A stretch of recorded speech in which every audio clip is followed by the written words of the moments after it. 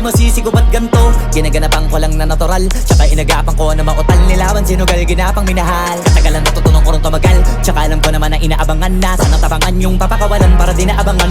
Kaso nga labala na matang alabang kinalakihan na galingan kaya nakasanayan ko makabuo na madiin. Di ko na malayo narating matay ako na pailing. Mga naniwala di ko pwede biguin, di ko pwede pakitaan na bitin. Mga tingan na kalang busugin ko pa din kahit kabisado na kalitiin. Alam ko na may mata na nagbabantay kung paano ako sasablay. Matyagang nag-aantay kung kailan ako tatamlay at lalaylay. Yung mga laway na makita ako na mahina. Umay na manira, ngalay na manghila. Kasi nga walang pinakitang hindi pa matay.